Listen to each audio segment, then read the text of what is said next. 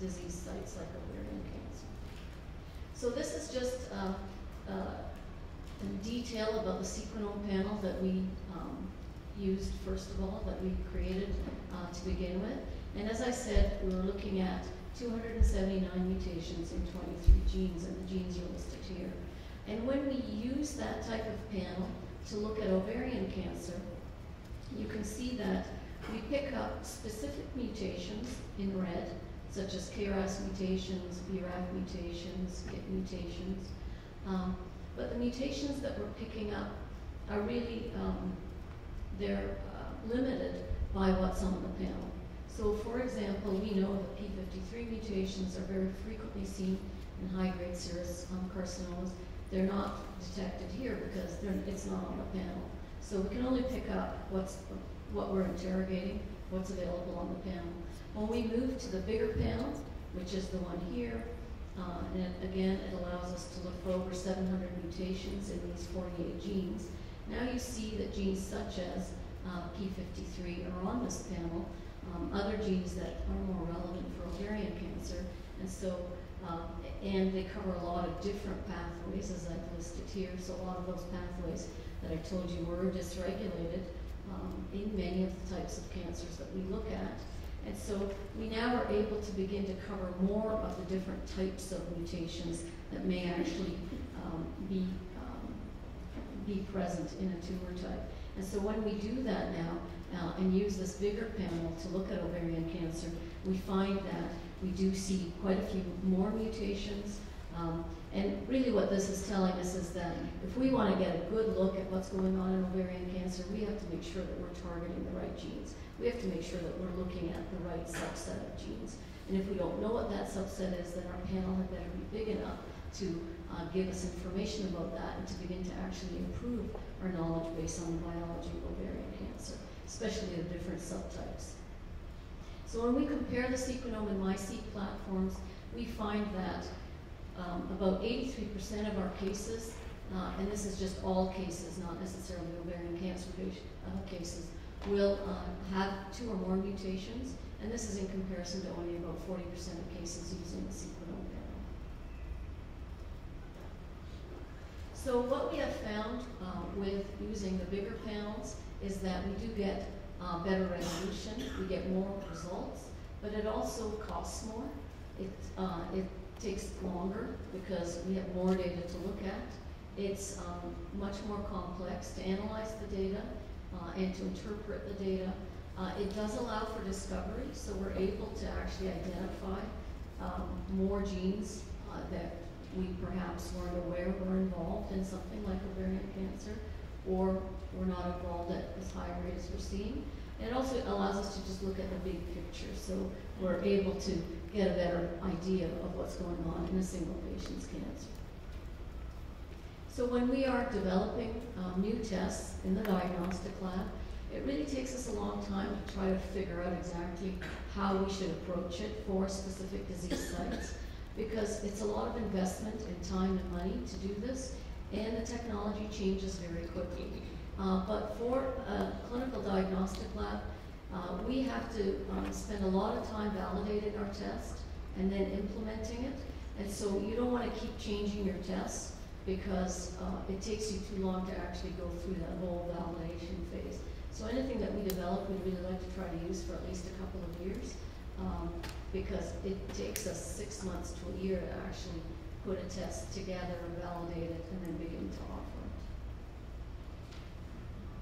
So when we look at the ovarian cancer cases that we profiled using our Sequenome platform, well, you can see from the diagram that about 48% of the cases were high-grade serous, 21% low-grade, and then there were a few other different types that we looked at as well. So there were a number of other types, but much less in frequency.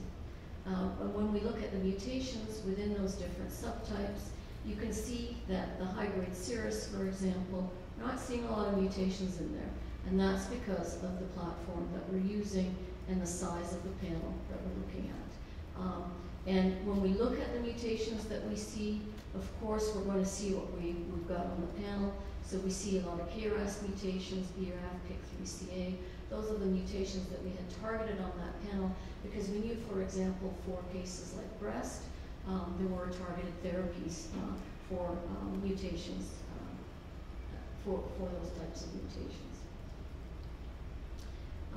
When we used the MySeq, actually the physicians were very excited that when we moved on to this bigger platform with more comprehensive profiling, because it really allowed us to get a better snapshot of what was going on. And so as you see here, we got quite a few different subtypes as well as just the high grade and low grade. And when we look at the mutation profiles now, you can see that we're actually seeing more mutations now in the high grade serous, for example. And that's just a function of the panel that we're using. When we look at the distribution of the mutations, for the high-grade serous, unfortunately, a lot of the mutations are P53 mutations. We see that that occurs quite frequently. Unfortunately, we know it's a driver mutation. We know it's an important mutation. It results in defective DNA repair, for example. And so tumors with that type of genotype tend to have a lot of mutations in them. But unfortunately, there's no directed targeted therapy against that. So even though we know it's there, we don't really know what to do with that information. And so then we need to look at the other information that we have and see whether we can build a better profile that can be useful clinically. And in other, you can see here, this is really just to illustrate that the different subtypes of ovarian cancer will have different profiles depending on the type of cancer that we're looking at, but also dependent on the panel.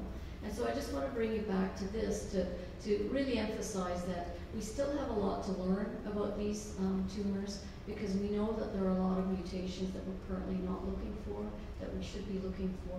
We know that we need to have a more comprehensive approach where we not only look for point mutations, but also translocations, methylation, copy number changes. And so we've really got our work cut out for us in terms of making sure that the approach is comprehensive enough. We layer enough of these different pieces of information to actually get a good picture of what's going on in every individual's tumor. But I think that the good thing here is that we actually are aware now that there are always changes that occur and that this is what we have to look for. So just to move on to what we've done currently with the UHN Impact and Compact trials.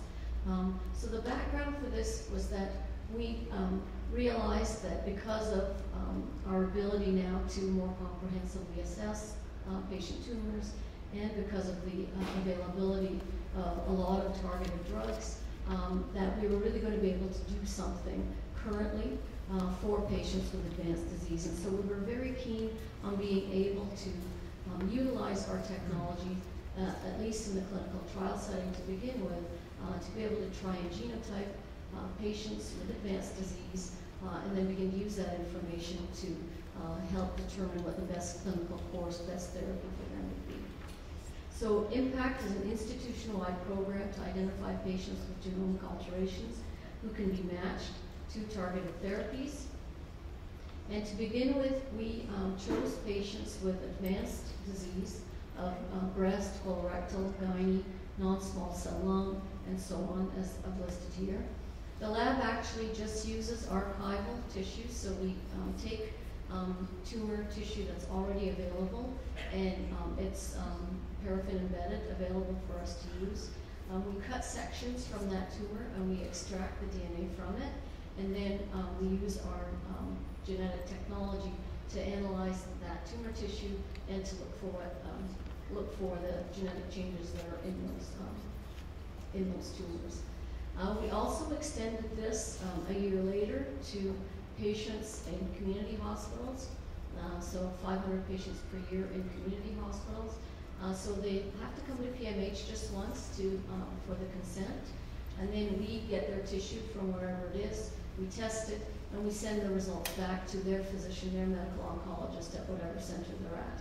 When the patient progresses on whatever therapy they're currently on, then the patient is given the opportunity to enroll in a clinical trial that's available at PMH to try to match the mutation to the therapy that's available. And then we analyze the data to see how well the approach worked. So as of April 17th, 2014, we've actually enrolled over 1,000 patients to the IMPACT program and over 300 to the COMPACT program. And we have profiled nearly 1,200 of these cases. So this is just showing you the different types of cancers that we've profiled, and the ovarian cases are in the gynae cases. The different colors are actually, the green is COMPACT and the blue is IMPACT, and the different shades are just because we included other sites later on. So I keep talking about targeted therapy. What is targeted therapy? So targeted therapy is really just when we try to match a mutation to a drug that's available. So if we know that a drug is available that actually targets a specific mutation in the DNA, and we can match a patient that has a specific mutation in their tumor to a specific therapy, then that is called targeted therapy. And it actually has been shown to work extremely well. And there are cases, for example, in melanoma, where we know that this type of approach is very effective.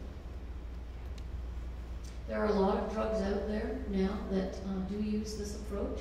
So, for example, a very successful drug utilizing this approach has been imatinib for patients with chronic myeloid leukemia, and those patients have an extremely good outcome now, and in fact they die of other things such as old age rather than of their disease.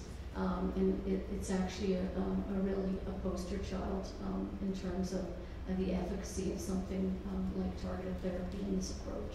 Vemurafenib in melanoma, again, a very effective targeted therapy. And so clearly, this type of approach really has a lot of potential for something like ovarian cancer. So we have a little bit of data that we've been able to analyze just specifically for our patients in IMPACT that have had ovarian cancer. And so we have been able to actually match 32 patients to a selected therapy. So we've been able to match 32 patients that have been profiled to a specific therapy out of the patients that we've profiled. Other patients we have not been able to match, either because they were lost in follow-up, or they declined therapy, the subsequent therapy, or their previous therapy is still ongoing, which is good because it means they haven't progressed, and so on. So for the patients that we have, and this is really just preliminary data that we're putting together for ASCO, which is in at the end of May. So this is something called a waterfall plot, and it actually is able to look at response in comparison to genotype and treatment.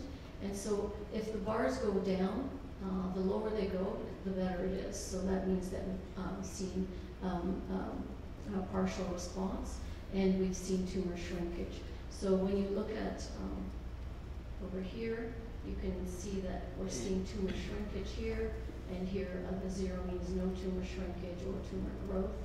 You can see, for example, this patient had a partial response.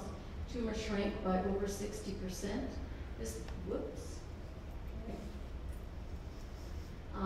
And that patient actually had a KRAS mutation. They were treated with a MEK inhibitor and a PI3 kinase inhibitor, and they had a very good response. So their tumor shrank by 60%. And you can see that there are differential responses when you look at that waterfall plot, according to the patient, their genotype, and also, unfortunately, probably according to what other mutations are there that we're just not looking for. And that is why you see the difference in the degree of response for different patients. But it just shows you the potential for this type of approach, that if you can target a specific mutation, you can actually make a difference in terms of shrinking your tumor and perhaps killing the relevant cells. When we look at the duration of treatment, and this is a comparison between unmatched and matched treatments within the same patient, we definitely see that patients that get a matched therapy, so this would be a therapy matched to their mutation, do better. And so the prior treatment is in purple, and the matched treatment is in green, and you can definitely see that this approach works. I mean, it really is, I mean, the data here I think are amazing. And so it shows that when you have matched treatment, the median duration was 19 weeks, and this was compared to 9 weeks for the immediate prior line of therapy. Now, 19 weeks may not seem like a lot, but remember, we're really looking at just a very small number of mutations at this point, and so this is really just proof of principle that this approach is a good one to try to use. And I think that this clearly shows that it is. So the next steps that we'd like to do in terms of profiling, what we're developing, is that we are trying to expand the types of panels that we have available, not only for solid tumors, but also for hematology. And so we're going for targeted panels where we feel that that is the best approach and the most cost-effective approach. And we're also trying to expand the panels according to the need. So for something like hematology, where, for example, there are very specific mutations that may determine whether a patient should be transplanted or not, that can be done in a small panel. But if we want to have a bigger, more comprehensive look at what else is going on and learn about the tumor type, as well as be able to affect therapy, then we can have a bigger panel, for example, a panel such as this one, where we look at over 800 mutations, and also a panel such as this one at the bottom here, where we're going to be looking at over 555 genes, as well as translocations for all cancer types, because this will allow us to learn about the tumor, learn about the biology of the tumor, as well as get information about what treatments may be effective. And so we'd really like to take the approach where we develop panels that are not only clinically useful, but also useful from a research standpoint, so that we can begin to learn more about these tumors and not just look for what we know, but also begin to learn about what we don't know. I'd like to just point out the top panel there that we're developing. So this panel is specifically for breast and ovarian cancer. It looks at 41 genes, all the coding regions for those genes. And in conjunction with Dr. Amit Oza and Dr. Marcus Bernardini, we would like to use this panel not only for patients with inherited breast and ovarian cancer, but also for patients that have acquired breast and ovarian cancer. We will use it to screen out BRCA1 and 2, and then look for